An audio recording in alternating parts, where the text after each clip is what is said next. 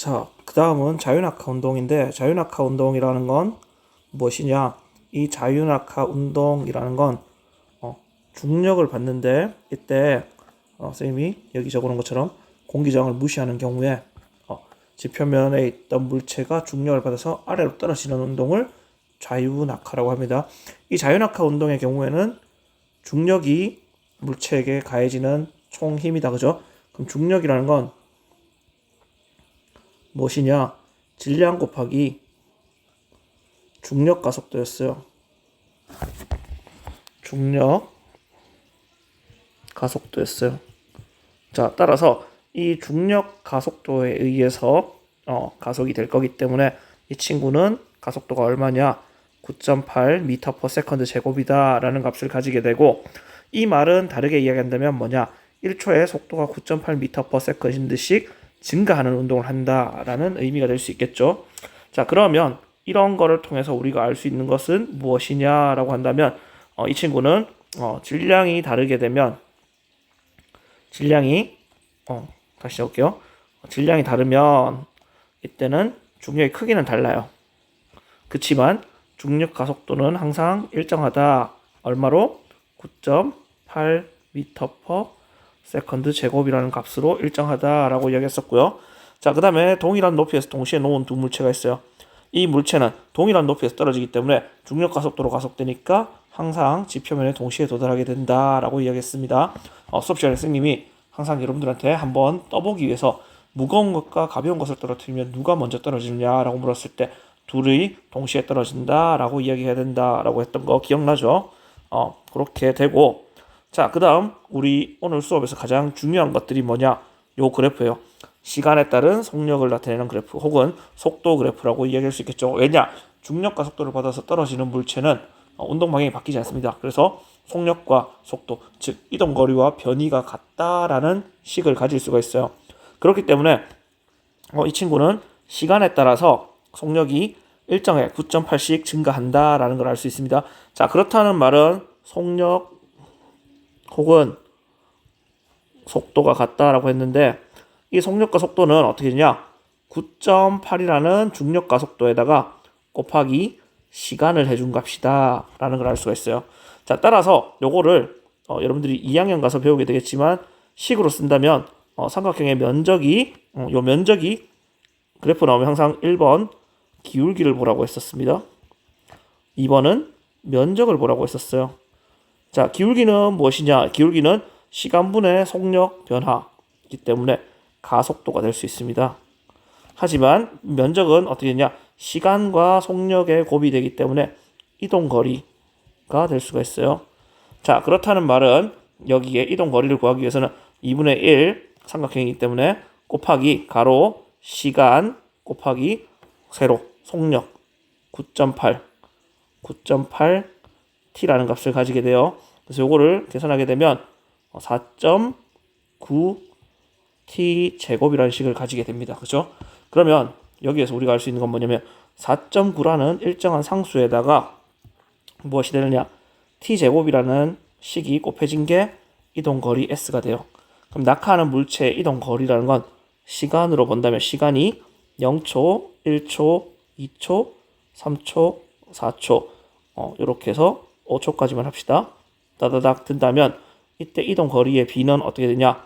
0초일 때는 0이 될 거고 1초일 때는 시간이 1의 제곱이 되니까 1, 4, 9, 16, 25 점점점 요렇게 간다라는 걸 의미한다라고 이야기했었습니다.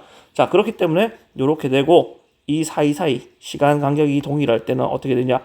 이동거리 B가 1대 3대 5대 7대 9라는 요런 일정한 홀수 B가 나타나게 된다라고 이야기했어요. 그럼 이 그래프에서 봤을 때 선생님 요걸 지우겠습니다. 요걸 지우게 되면 어떻게 되냐? 요 그래프에서는 요 삼각형의 면적이 되겠죠. 삼각형 한 개, 여기서는 삼각형 한 개가 있고 그 다음에 요 사각형 한 개는 삼각형 한 개와 동일한 넓이를 가진다 맞죠? 그래서 이렇게 되면 한 개, 세 개, 여기는 삼각형 5개, 7개 해서 시간 간격이 동일할 때 1초라는 시간 간격이 동일할 때 혹은 2초라는 시간 간격이 동일할 때도 마찬가지겠죠. 시간 간격이 동일하다면 항상 그 사이사이의 이동 거리비는 1대 3대 5대 7대 9 이렇게 홀수비로 나타난다 라고 이야기했었고 그렇기 때문에 선생님이 수업 시간에 이런 문제를 냈었어요. 어떤 문제냐? 어떤 공이 있습니다. 이 공이 지표면으로부터 얼마의 높이에 있느냐? 4h라는 높이에 있다라고 이야기했었습니다. 자, 이때 이 공이 낙하하는 시간이 얼마였냐? 2초라고 가정을 합시다. 그렇다면 문제는 무엇이냐? 1초일 때 공의 높이는 이라고 물을 수가 있어요. 그러면 이 1초일 때 공의 높이는 어떻게 되느냐? 선생님이 불어를 보면 1초일 때 어느 위치에 올 수 있겠죠. 그러면 여기에서 여기까지 오는데 1초가 걸렸어요. 자, 그 다음 바닥까지 가는데 1초가 걸리겠죠. 그래서 1대 1 시간 간격이 같기 때문에 이때는 이동 거리 비가 어떻게 되냐? 1대 3으로 나타나게 됩니다. 자, 따라서 이 공의 높이라는 값은 얼마냐라고 묻는다면 4h라는 총 높이에 얼마냐? 전체 이동 거리비가 4 중에 3이 남아있는 거니까 3이 높이가 될 수 있겠죠. 그래서 얘는 3h다 라고 볼 수 있다 라고 이야기했습니다. 자, 그러면 이 문제를 다시 변형을 해서 선생님이 어떤 걸 내봤었느냐? 이런 것도 내봤어요. 어떻게 되냐면 공이 있어요. 이 공이 바닥면으로부터 얼마의 높이에 있느냐? 72h에 있다라고 이야기했었습니다. 자, 이 72h에 있고 이 공이 낙하하는 데까지 걸린 시간은 12초다라고 이야기했었어요.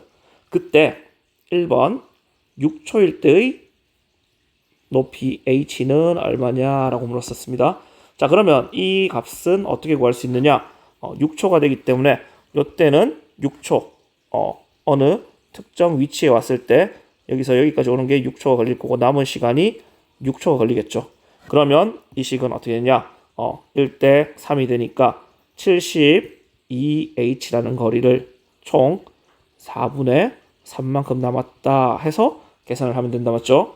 두 번째, 3초일 때, 3초 하지 말고 4초일 때로 합시다. 4초일 때 높이는 얼마냐라고 물으면 이 4초일 때 높이는 어떻게 구할 수 있느냐? 실제로 72h에 대해서 어떤 비율이 돼야 되겠죠? 그럼 4초라는 시간 간격으로 본다면 보라색으로 해볼게요. 특정 시간이 오면 4초가 될 겁니다. 자, 그 다음 남은 시간이 총 12초니까 8초에 한번 꺼주면 4초 간격이 된다, 맞죠? 그래서 1대 3대 5라는 거리비가 나와요.